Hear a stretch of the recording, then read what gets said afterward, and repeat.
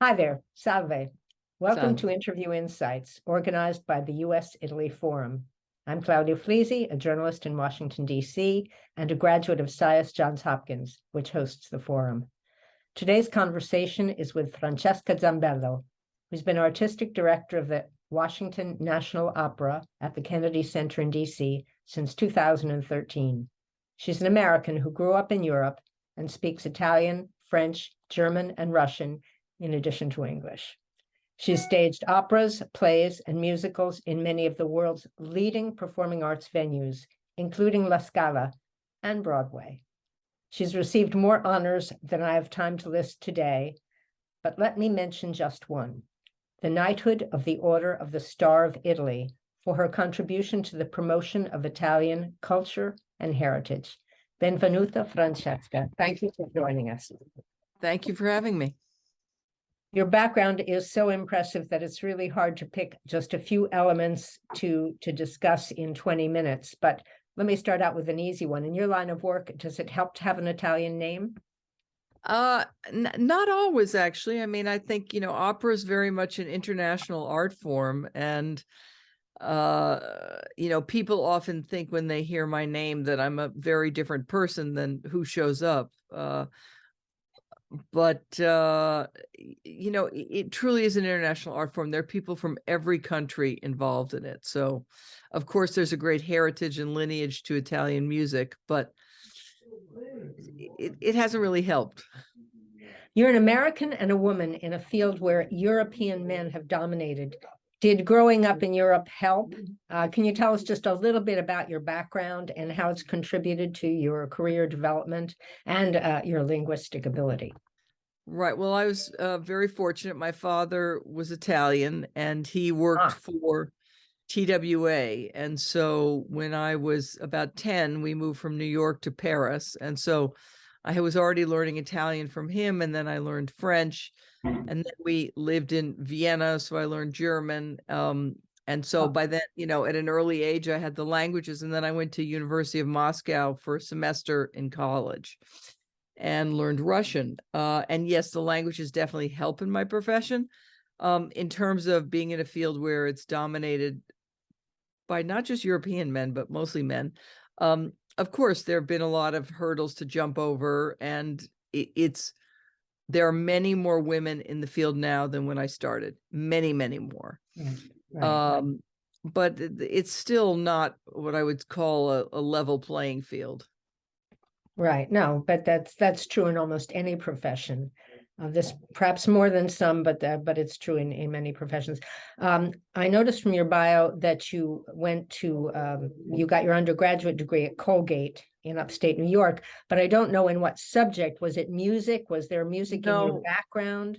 No, it was in philosophy and in English. The music part came from my mother, who was an actress and a musician, and I started playing the piano at an early age and other instruments.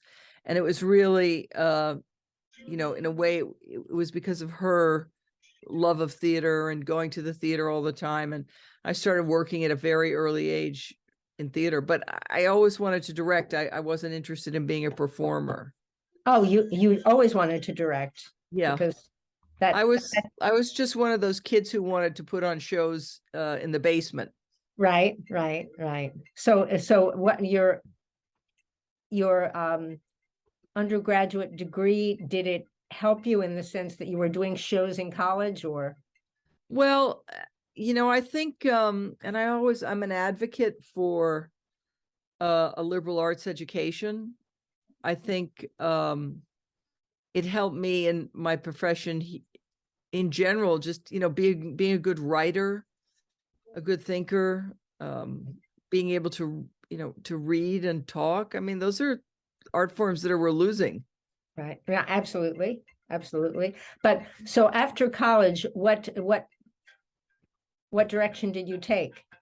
Well, I went to New York City, and I started working in production and backstage and as a stage manager, which is kind of the sort of, working on the stage, actually. And so I started doing that in theater, but I realized how much I really loved opera because it was not linked necessarily to realism, but it was much more fantastical and easier to tell sort of bigger stories. And so I started, working as an assistant to an assistant to an assistant. And then I went to Europe, which was a really good idea.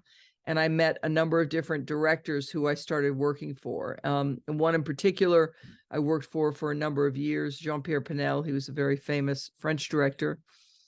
And I really learned an amazing amount from him. I mean, this is kind of a craft profession that you definitely get your way in by working for different people. And so that was sort of my route. And like everything in this business, it's right place, right time. Right. I was one of those things where somebody got sick and I jumped in and started directing and, got my own productions. First at La Fenice in Italy, and then at the Houston Grand Opera in Texas. Oh, kind of a contrast. Yeah, but the Houston Grand Opera is an amazing company. They've always had a fairly affluent company. They have a beautiful theater. So yes, of course they're very Italy and Texas are very different. But that's why I say opera's international, because no matter where you work, you often work with people from all over the country, all over the world, no matter where you are. Right. I mean, in a funny way, it's harder now because it used to be really easy to get visas. And now, for example, in Washington, the Kennedy Center, it's even hard sometimes to get noted artists in on a good visa. Oh, that's strange. Okay, getting into the mechanics of opera, what are the key factors? This is for an opera interested, but not an opera expert audience. Sure. So can you explain to people what are some of the key factors in putting together a season?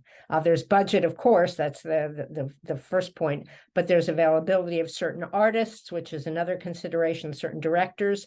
But do you also have a preset idea of in this season, we'll have so many classic operas and so many new operas, Right. so many Italian versus German, French, Russian, or American. How do you balance it out as you go through the process each year? When you create a season, I always liken it to a dim sum platter.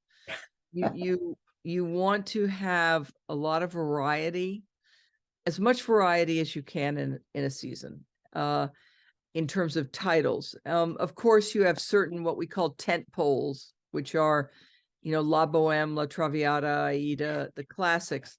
And Right. you always need to have some of those in a season to balance things. But then the rest of the season, you're trying to fill it out with interesting repertory, Czech, Russian. I have a very firm commitment to American works and to new works. So I commission a lot. In Washington, we have a very robust commissioning program of new works. We have a festival every year called the American Opera Initiative, where we do all new works, 20-minute short works, as well as commissioning full-length pieces. So this season has to be, first you start with the titles, and then you get into sort of putting together who's in them and who's doing them. I mean, it used to be certainly in the days when there were what we would consider superstars, you would say, okay, this is the opera for this famous singer and that's fit. But now you really go more by title. You figure out the title and then you go back from there. So there's less of Pavarotti or Joan Sutherland as well, those singers don't exist anymore. Those kinds of household names, the recording industry is dead. In many ways. And that was part of what propelled those names into, the popular lexicon, plus, they'd be on the Today Show or, the Ed Sullivan Show.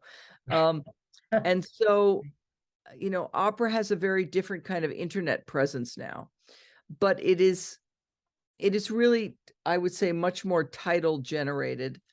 And then, of course, you mentioned in the beginning, budget, but I'm one of these people and our staff is great in the sense of, I always say, let's get the titles we want and then we will make the budget work around it.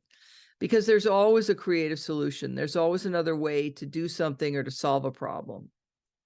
And in terms of specificity, your most recent season, the one that's still going on at the Washington National Opera, you have 3 classics, I guess 10 poles, Trovatore, Verdi, Electra Strauss, and La Bohème Puccini. And then you have 2 new ones, which one from 2019 Blue and one from 2021, The Passion of Mary Cardwell Dawson, both American. How did this schedule come to be? 2 American new operas and then 3, 2 Italian and then one, Strauss. Well, I'm sure people will be interested in knowing an opera like Electra is not what we would call a tent pole. It is a very, it is not a popular opera. Trovatore and La Bohème are popular. Yeah, yes. But Electra is a hard sell. It's a hard sell. So I don't put that in the popular. We put that in what we call the medium range operas. Okay. And the American works, I'm just passionate, as are everyone on our team, about American operas. And so The Passion of Mary Cardwell Dawson was written for Denise Graves, a famous American singer, by Carlos Simon, who is our Kennedy Center composer in residence, who got his start when I mentioned the 20-minute new opera program, Right. American Opera Initiative. He got his start with us with that. Blue is an opera that I commissioned at the Glimmerglass Festival, where I was the general director. I stepped down this year. Right. And we were in production for Blue. We were at the dress rehearsal when COVID hit. So it was halted just before it opened. It was terrible. Right. So we are now, like a lot of opera companies, we're going back and catching up on our repertory. Right. No, so and that's part of this season. So is it debuting for the first time? No, it premiered at Glimmerglass, and actually Okay. since then it's been seen in a number of cities. It won the American Critics Prize that year, but it is debuting here in Washington. And it is premiering very soon on March 11th. Right. I knew it. I knew it was coming up. It was Right. imminent, and it's more timely than ever. I mean, it's as timely Sadly, yes. For viewers, it's by Janine Tesori, composer, who is noted for her Broadway work. She's won a Tony Award. This is her her third opera. The libretto is by the director Tazewell Thompson. And it is a story of a family in Harlem, contemporary family. And the father is a police officer. The family is Black. The son is a political activist. right. And he is shot by a white police officer at a rally. And it is about how the community gather around them and what happens to the family. Right. So this was commissioned before George Floyd, before the BLM movement, and of course seems now even more timely than Completely. commissioned it. Completely ripped from the headlines. Does it help for an artistic director like you to have a business background in addition to creative vision? Because there's an awful lot of business type pressure, at least at La Scala, there's a lot of business type pressure to perform in that way rather than simply to have a well acclaimed. Well, I mean, you have to meet the budget every year, put it that way. If I went over budget every year, I wouldn't have a job. Right. So yes, I mean, yes. Do I have an MBA? No. Do you need an MBA for this job? No. But you need to be able to have a solid financial understanding of what things cost. And on the flip side, how you make income earned and unearned, contributed and earned.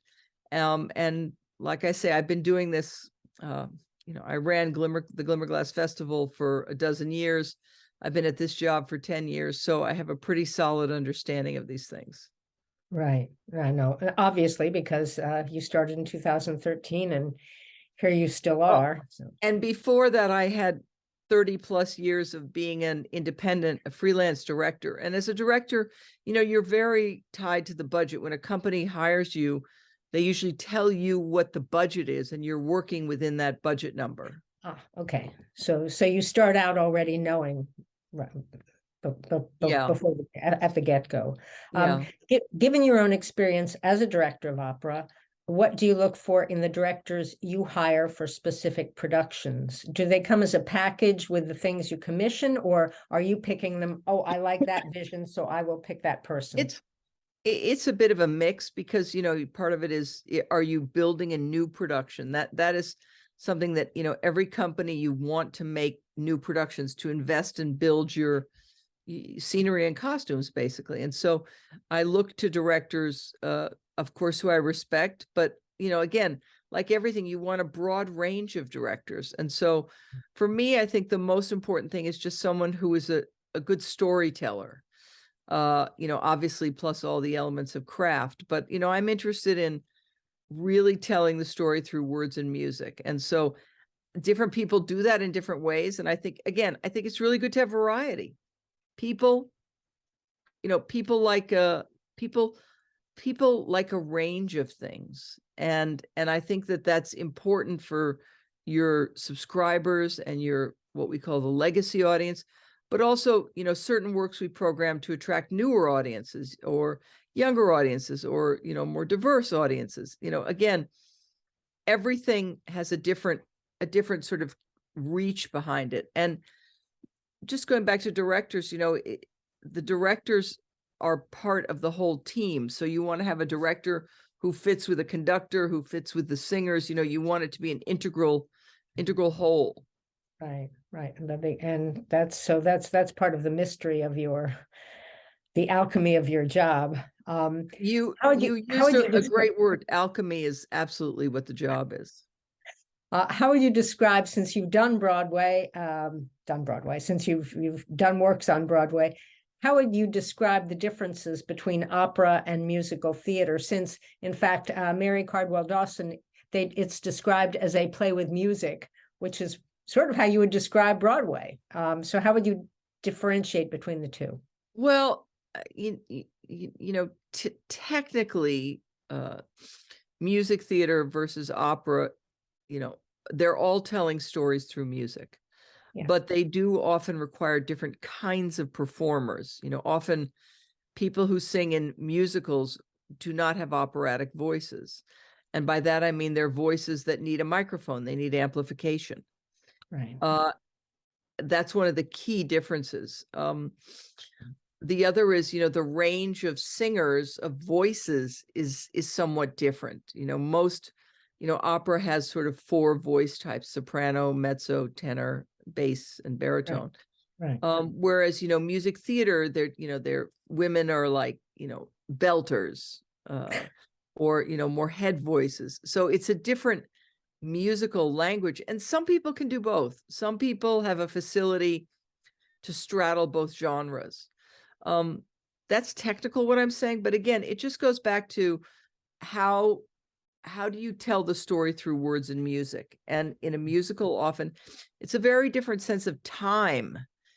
Time moves quicker in a musical than it does in an opera. In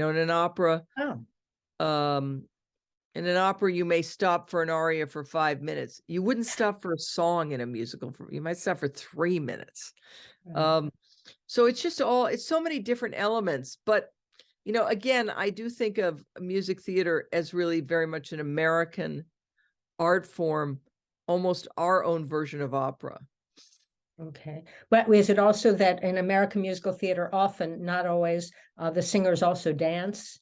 And for sure. movement. But, now so many opera singers are so facile. They dance, they sing. They're great actors. I mean, I think Americans are really brought up to be multiple performers. Which so there's differences, but they're basically telling a story, maybe in somewhat different ways. Next year is the 100th anniversary of the death of Puccini. Is that why La Bohème was on your schedule this year? No, actually, the season we're about to announce has something by Puccini as well to celebrate that. So, or to honor that. That was my question, whether we could expect Turandot Butterfly or Tosca next year simply because of we're going to announce the season in about 10 days. So I'm sure this plays after that, but Just stand Okay, by for more Puccini. Can't next season will be announced subsequently, so we have to stay tuned. Okay, you directed the world premiere of the children's opera, The Lion, the Unicorn, and Me, at the first year you came to Kennedy Center in 2013. Maybe because you're also a mother, so maybe that was sensitive, something sensitive to you. So Yeah, well, I was wondering, when you talk about children's opera, and your website talks about children's opera, how is children's opera distinguished from opera in general? Obviously, the subject matter is different. You're not going to have a lot of adultery and murder and stuff like that. And length is different because a child's attention span can't, survive Aida. right. But Well, I mean, I think we need to give kids more credit. And also, I think I make a distinction of calling it youth operas, because I think, it's important that, kids, it goes really from young to sort of teens. But, I look when we create these pieces for families, youth, children, grandparents, subject matter, musical language, accessibility of the musical language, length. I mean, even as adults, we're happy to have an opera that's under 2 hours long, for goodness sake. So those are the things I look for, but especially, subject matter and musical style. So in that case, I went to Janine Tesori, who wrote, interestingly, Blue, right. because I knew that she could write she had written Shrek. And I knew she could write a family piece in an operatic language. So that piece was also commissioned so that all of our K-Fritz young artists, our home team of young singers who are part of the company, would each have roles in it. Plus, I also think it's really important when you do these operas that there be a youth chorus, that there be kids in the show. I think it's very important to see kids in a show. And it's less likely to have kids in adult operas. Well, I mean, actually, and when you say that, kids love La Boheme. They love Carmen. Oh my God, they love murder and adultery. They love that. So we often have youth audiences or youth performances for those operas. That, Butterfly, they boo Pinkerton. It's great. So you have kids at some of the other some of the adult operas. I think, Magic Flute, there are many operas where I see a lot of kids. And part of it is, the grandeur, the spectacle, the epic nature of the piece. Last question, because we want to keep it around 20 minutes. Sure. How would you characterize the Washington, D.C. audience compared to others you've encountered in Milano, in Paris, in Berlin? And I ask because interviewing an actor some years ago, he said that his favorite audience was the DC audience. He found them much more responsive than New York, Los Angeles. He wasn't playing La Scala because he was an actor, but he found the DC audience particularly responsive, and that always struck me. I wondered whether you could characterize it in any way. I mean, I find it really interesting. Every place, you think about where you are when you're doing a show. Who is your audience going to be? And in Washington, I do think the audiences are very intelligent. They're very educated. It's a high level of education. That's the demographic of the city. There's a lot of lawyers in the audience usually for opera. So I find the audiences educated and intelligent. And I think that's who I often see in the audience. People engage in conversation. That's why we do a lot of lectures before the shows and after the shows, Q&As, because people like to engage in the content of the works. And you find that a little bit different from, say, other cities? Well, yes, I do, actually. I find it, people really invest in the process of going to see something. Right. And you can see that by, what are the successful organizations in Washington, the Shakespeare Theater Company, the Folger, the Signature Theater, they all have a level of astuteness to them. Anyway, we could go on and on because your background is astounding, and the information you have to tap is infinite. But let's call it quits for now. And we thank you very, very much for the time you've given to us. And now we've got to go on and subscribe to the Washington National Opera so we can see what you have planned for next year, since we don't know at this point. Thank you very much. Thank you so much. Bye. Ciao. Ciao.